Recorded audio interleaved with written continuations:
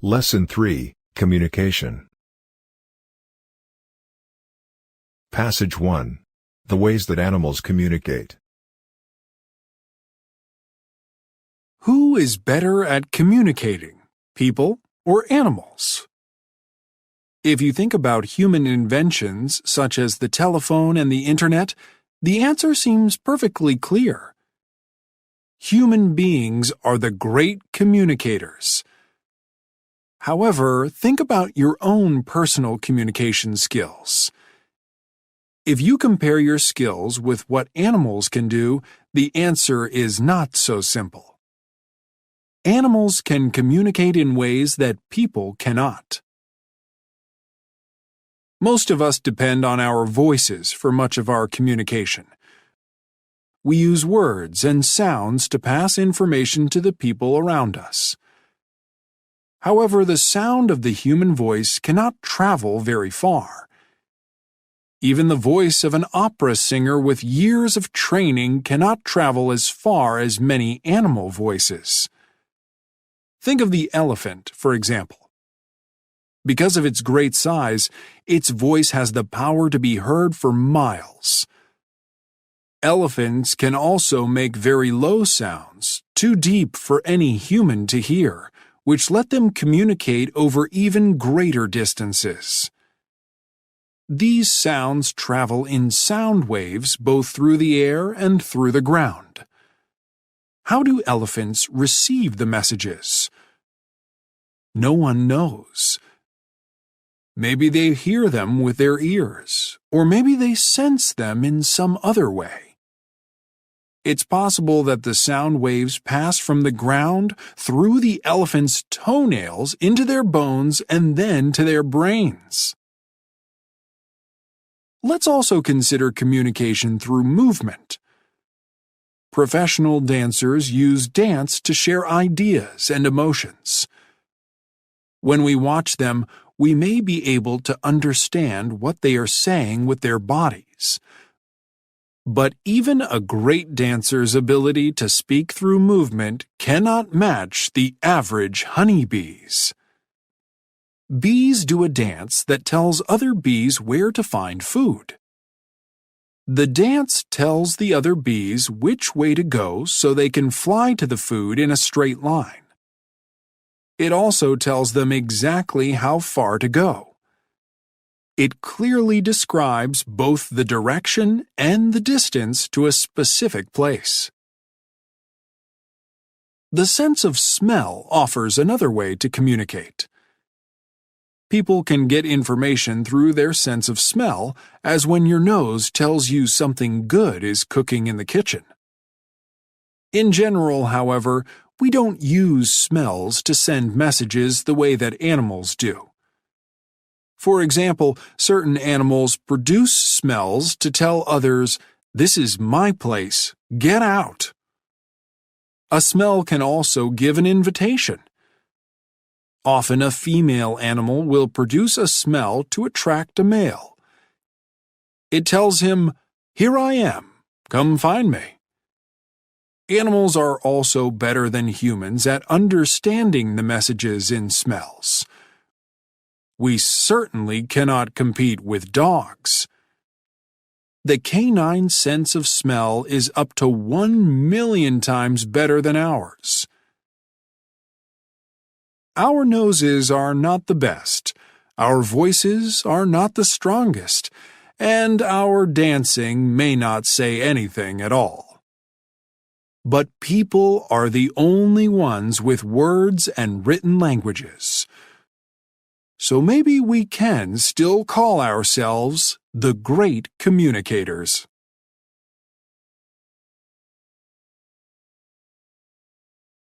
Passage 2.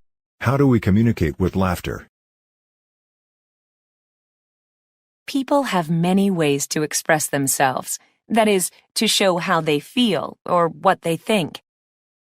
One way that feels especially good is laughter. We all laugh when we see or hear something funny.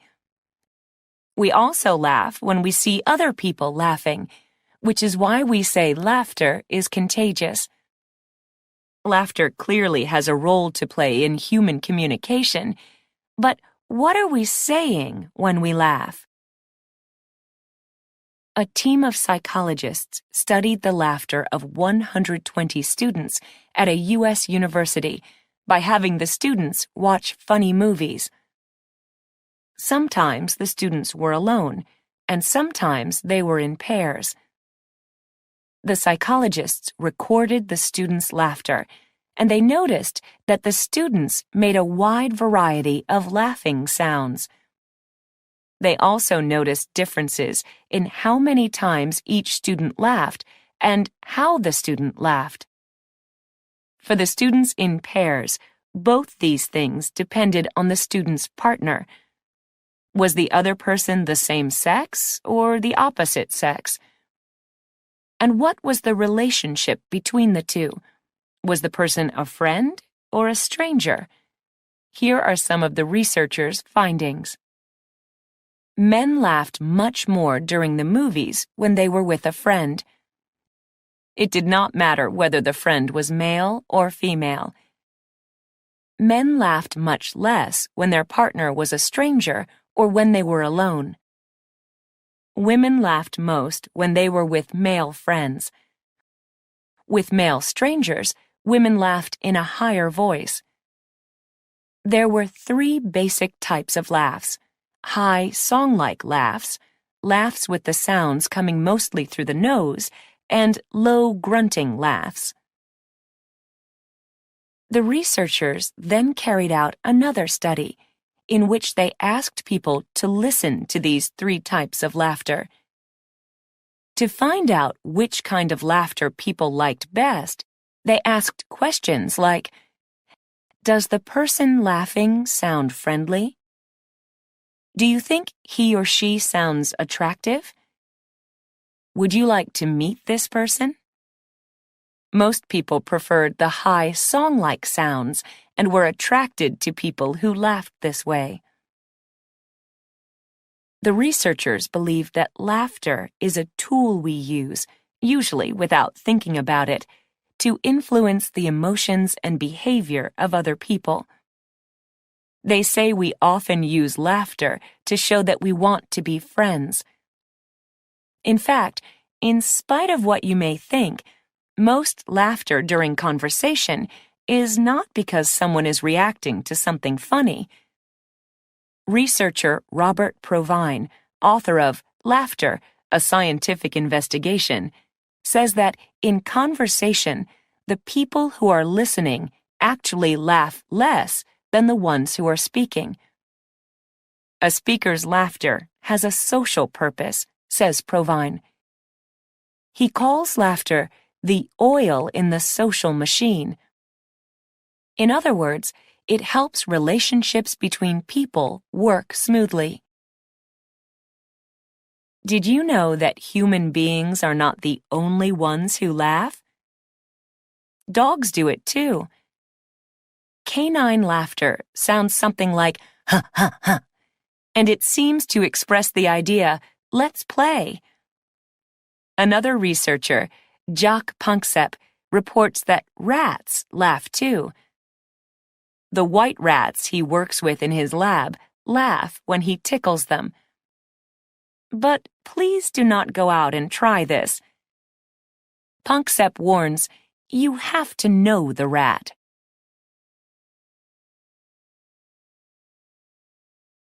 Passage 3. Who invented the telephone? If you cannot imagine how you would get along without your phone, then say a word of thanks to its inventor, Alexander Graham Bell. Bell was born in Scotland in 1847. All through his life, he had a strong interest in communication, partly because of his family. His grandfather was an actor and a famous speech teacher, and his father developed the first international phonetic alphabet. His mother's influence was rather different. Communication was hard for her because she was almost completely deaf. She usually held a tube to her ear in order to hear people. her son Alexander discovered another way to communicate with her when he was a little boy. He used to press his mouth against her forehead and speak in a low voice. The sound waves traveled to her ears through the bones of her head. This was among the first of his many discoveries about sound. As a teenager, Bell taught music and public speaking at a boys' school.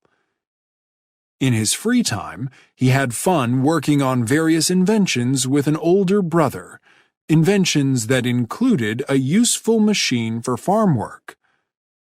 Then both of Bell's brothers got sick and died. He came down with the same terrible sickness, tuberculosis, leading his parents to move the family to Canada. There his health returned. Bell moved to the United States when he was 24. He went to Boston to teach at a school for deaf children. In Boston, he fell in love with Mabel Hubbard, a student of his who later became his wife. During this period of his life, Bell was a very busy man. In addition to teaching, he was working on several inventions. Bell's main goal was to make machines to help deaf people hear. He was also trying to improve on the telegraph. In those days, the telegraph was the only way to send information quickly over a long distance.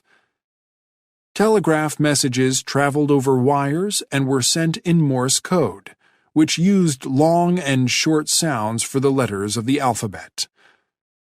Bell was trying to find a way to send the human voice along a wire. However, almost no one believed in this idea. People kept telling him, "You're wasting your time. You should try to invent a better telegraph. That's where the money is." Bell understood a great deal about sound and electricity, but he was actually not very good at building things. Luckily, he met someone who was, a man named Thomas Watson. Watson turned out to be a great help to Bell. One day, it was March 10, 1876, the two men were working in separate rooms. They were getting ready to test a new invention, which had a wire going from one of the rooms to the other. Something went wrong and Bell shouted, "Mr. Watson, come here, I want you."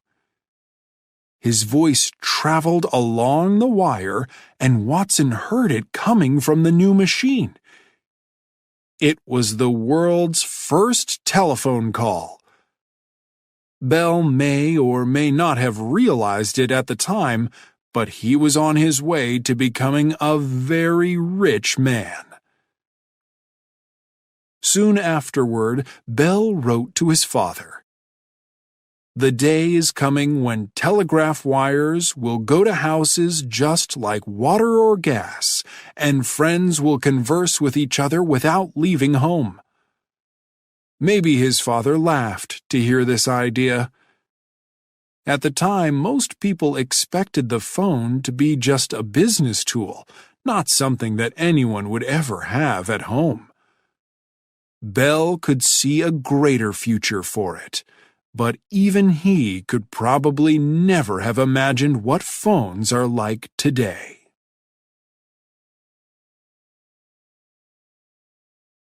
Passage 4. Speaking with your eyes. When we think about communicating with other people, we usually think about talking or writing. That is, we think about using words. However, much of the communication that takes place in person happens without words. It happens through nonverbal communication.